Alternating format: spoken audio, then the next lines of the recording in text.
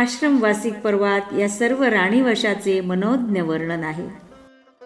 पांडव सपत्नीक वनात गेलेल्या धृतराष्ट्र, गांधारी व कुंतीस भेटायला आले असताना संजयाने आश्रमातील ऋषीमुनींना या राणीवशाचा परिचय करून देताना म्हटले, ही किंचित मध्यम वयाची, निळ्या कमलदलाप्रमाणे विशाल नेत्रांची, तसेच निळ्या श्यामल कांतीने सुशोभित होणारी सुंदर मूर्तिमंत लक्ष्मी महाराणी द्रौपदी आहे.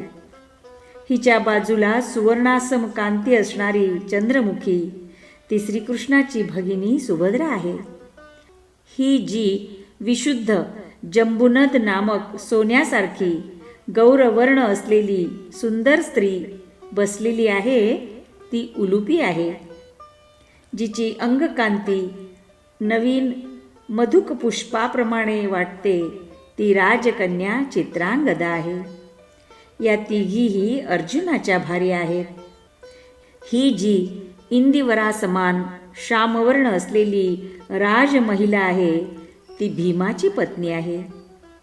ही जी चंपक पुष्पाच्या माळेप्रमाणे गौरवर्णाची सुंदर स्त्री बसली आहे ती माद्रीपुत्र सहदेवाची भार्या आहे.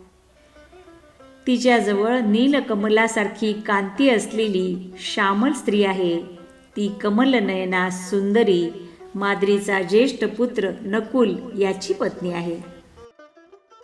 द्यूतात हरल्यानंतर पांडव वनवासात गेले तेव्हा सुभद्रा व त्यांच्या इतर राण्या माहेरी राहिल्या. द्रौपदीच्या पुत्रांना श्रीकृष्ण द्वारकेस घेऊन गेला व तेथे त्यांनाही अभिमन्यूबरोबरच युद्धकलेचे प्रशिक्षण देण्यात आले. अभिमन्यू युद्धात मारला गेला व पांडवांचे सर्व पुत्र अश्वत्थामाने केलेल्या हत्याकांडात बळी पडले. हे सर्व जगले असते तर त्यावेळच्या नियमानुसार सम्राटाचा ज्येष्ठ पुत्र म्हणून प्रतिविंध्य युवराज व युधिष्ठिरानंतर सम्राट झाला असता. युधिष्ठिरानंतर त्याचा पुत्र नव्हे तर अर्जुनाचा नातू गादीवर आला. पांडवांनी श्रीकृष्णाच्या मृत्यूनंतर उद्विग्न होऊन महाप्रस्थानाला जाण्याचा निर्णय घेतला.